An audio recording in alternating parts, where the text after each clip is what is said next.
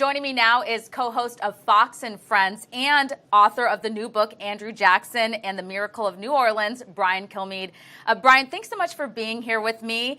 Congratulations on your new book. It's a New York Times bestseller. That's amazing. But before we dive into your book, I wanted to get your reaction to what happened to Tucker Carlson. He's your colleague. He's also co-founder of The Daily Caller. On Wednesday night, a leftist mob showed up at his home. They left threatening letters, signs. They were out there. They were telling him to leave town. He wasn't actually at the home, but his family was there. I mean, what are your thoughts on that? I mean, it's unbelievable that we've gotten to this place. And they actually showed up while he was, I believe, on his show. So they knew he wasn't going to be there. So when I read that this morning, it was on foxnews.com. I think it was the third most clicked on story after the horrific shooting and after the midterm elections. That shows how concerned people are around the country. On Fox News, the guy that hosts at 8 o'clock, and you know this personally, one of the nicest guys you will ever meet. He doesn't care if you are a minor. He doesn't care if you're a celebrity. He doesn't care if you're the President of the United States. He treats everybody great. These are his opinions on the air, and those opinions get a bunch of guys and women in black outfits to show up and draw and spray paint his house and his driveway. It's horrific. And here's the thing. You know, you and I, Stephanie, we're in the eye of the storm. A lot of this stuff is just, to me, I love it. The downside is a lot of people don't love us. And maybe there's people that don't love Tucker. Clearly, these people are. But leave families out of this. You know, when you start going after his brother, his house, when he's not home, especially when you start invading privacy because of this thing called opinions that might be different than yours, when you grab your black outfit and jump up and pretend you're really strong and courageous. So I'm outraged by it. In fact, I'm hosting Tucker's show tonight and Friday. They asked me weeks ago to host and do that. I'm lucky enough. They asked me, they did. So people might think it's related. It has nothing to do with what happened last night. But I'm horrified by it. And the fact is there were other names and numbers in there of other people and their addresses. They're out there. With the internet age, you used to be able to make one phone call. Can you keep me out of the phone book? No problem. Now it's almost impossible to keep your private information private, even when you do everything possible to do that. And as you know, something similar happened to me when I just happened to be walking down the street by two people who don't like Fox or the president, and they just were screaming things at me that they thought were relatively humorous or inciting. And they followed me down 57th and 7th through the subway on 50th, through the subway up until Penn Station, where I take my train home, trying everything they could to create havoc while screaming at me obscenities and taping both things. So you ask yourself, do you want to give these people a moment so they got it online and they got their content, or you just ignore them? I chose to ignore them, and I don't want to get out of bounds. I can just give you my opinion with Tucker. I'm horrified by it, but I know Tucker, my opinion. He will not take one step backwards, not change anything about his demeanor, not change anything about his show and opinions. Yeah, absolutely not. And there are some people out there that are actually defending the people that showed up dressed in black to intimidate his family, which is absolutely sickening. It's one thing to disagree with someone. It's one thing to not like their program. You can turn it off. But to absolutely just show up with no regard for the family's feelings. It really, really is frightening for people that are on air. And just as somebody that works in TV, and you as well, we wouldn't want this to happen to anyone like on any of the networks, like MSNBC, Joy Reid. I've been on her program. She treated me like garbage, but I would not want people to show up at her home to intimidate her. And so I think that, the line has been crossed, and this is becoming more common, especially, you just recently went through that. And I want to jump over to another story in the news today, which would be CNN's White House chief correspondent, Jim Acosta. So there was a scuffle yesterday during President Trump's press briefing. And, he got a little bit physical, if you will, with one of the interns there that was doing her job. She was trying to grab a mic and move it to the next reporter. Jim Acosta was being extremely combative. He was, interrupting, being rude. It was time for, the next person to go. So the White House suspended him. And now there are people that are defending Acosta. There are other people that say that the White House is in the right. What do you think? I remember Sam Donaldson and Ronald Reagan. I remember David Gregory and Tony Snow, in the Little with the President. And I remember Ed Henry would be one of the few to ask really tough questions at the White House briefing room. This just seems so personal that it just seems beyond news. I almost feel like I'm watching two people fight who I don't even know or nor invested in. So we used to have a situation where, well, those are tough questions and those are good answers or evasive answers. Now I just feel like I'm watching a brawl. And I don't know what good it is to take the press pass away because that just lengthens the story more. So the White House should think big picture. How could I make this go away and get back on my agenda? And, maybe it's time to reevaluate and give an understanding that when you ask a question, the story should be the answer to that question, not the question.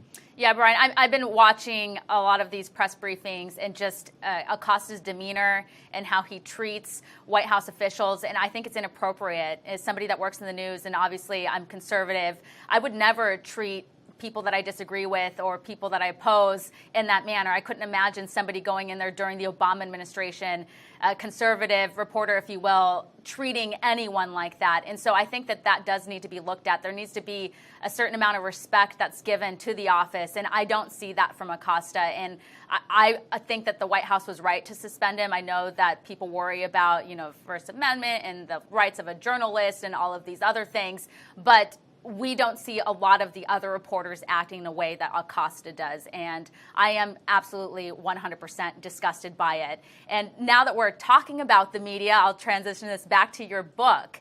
So Andrew Jackson had some similarities with Donald Trump, which is the case that you're making. And in that sense, he had a really back and forth, hostile relationship with the media, which is what President Trump has right now. Yeah, Andrew Jackson, for a guy that grew up an orphan and you would think, became a war hero by 41 and a self-taught lawyer and judge and attorney general and congressman and senator, you would think by the time he defied all the odds and got into the White House, he wouldn't care what people thought of him, but it really bothered him. And I was fascinated by taking a tour of the Hermitage, what the president did. I saw these albums on the floor right to his chair as if Andrew Jackson was alive. And I asked, what is that? And they go, those are his albums. I go, with pictures? He goes, no, those are newspaper articles that really bothered him. So he wouldn't forget them. He would outline the parts that he hated and keep them in a book. So when those reporters asked for another interview, he would open up to that page and say, first, justify this column on me. Why did you write that? And he'd write little things like not true, never happened. Oftentimes he would put them in an envelope, make his notes, and then mail them back to the reporter.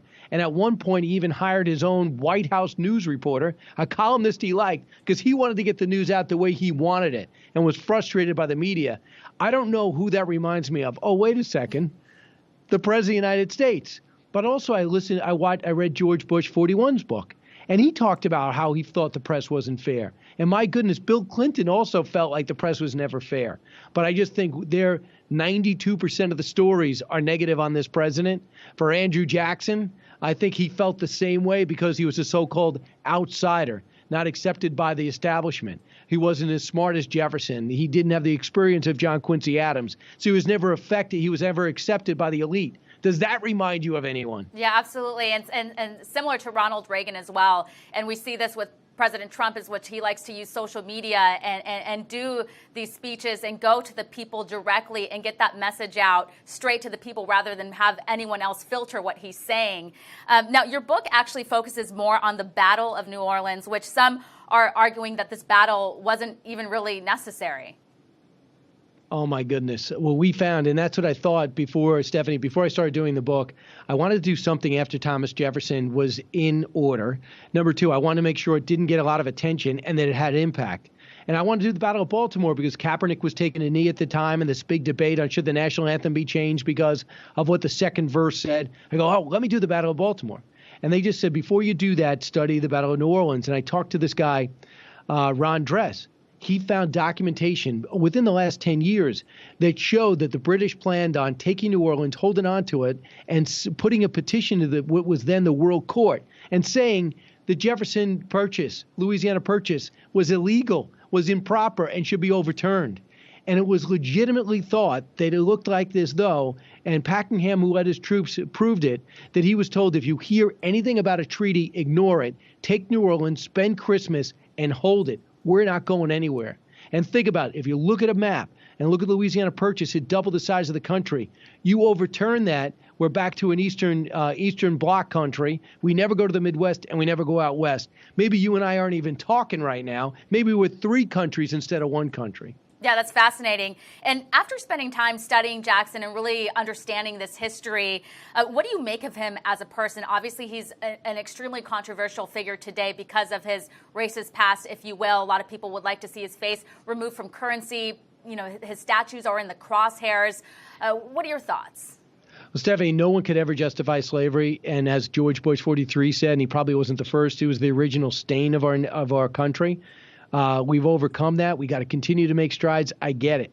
But if you look at, I think 7 out of every 10 landowners had slaves back then in the South. It was commonplace. And we weren't even the #1 slaveholding country. There was Brazil, and others were doing the same thing. I think it's trouble in the big picture, ever judging somebody by our standards. I was just thinking about it. There's a whole generation growing up laughing at us from the 70s and 60s, 70s, and 80s. Building these missiles and the MX missile. How many missiles do you need to intimidate the Soviet Union? Why did you have to get into an arms race? How much money was wasted? Well, those were just recent times where we look back and say, was that really necessary? Was it necessary to fight the Vietnam War because of the domino theory? We're judging people in 2018. We're judging people in 2018 by our standards with our lens, looking back at the 70s and 60s. All right. Easy to do. Now go back 200 years. Try to put yourself in their shoes and try not to be arrogant enough to judge and say they were dumb to do this. There was a lot of things that make no sense back then, but we used to, Stephanie, go back and study things. Instead, we're judging things. I just want to bring things out. I don't believe our founding fathers were perfect and the people that preceded us were infallible. But, man, they made an impact. The whole world is envious of our country and what they helped create. And we're the only country that I know of that always is trying to get better. Or that we're our toughest critics. We're always working around the edges, trying to get better and move forward. And that is why we're the #1 economic and military power. Not because we're perfect, but because we try to be. Yeah, and we certainly have a painful past in history, especially in regards to racism. But this idea to whitewash history as if it never happened, I don't think is the solution. I think that we have to learn from our history, talk about it, and keep it alive in this moment, and keep it in our minds and keep it fresh. And, you know, your book definitely brings us back to that one specific battle, which is really interesting and fascinating. And if you can tell people where they can go to find you and learn more about you and read your book. All right, Stephanie. #1, if to learn more about you, watch Fox News because you're on Fox and Friends. #2, for to get the book and find out where I'll be, kind of excited. The book went from 5 to 3 and in paperback and was ranked for 14 weeks in hardback. But if you want to see the new afterward and it's cheaper, go figure, add more content, charge less, go to briankilmeade.com. And this way I could personalize it. You can go to my local bookstore. You can personalize it. And I show up once a week and I'm able to send it out before the holidays. The big question is it on Kindle? A lot of people like to, take their Kindles around. I'm one of them. Okay, I download all my books. I pay for them, even though I get them for free.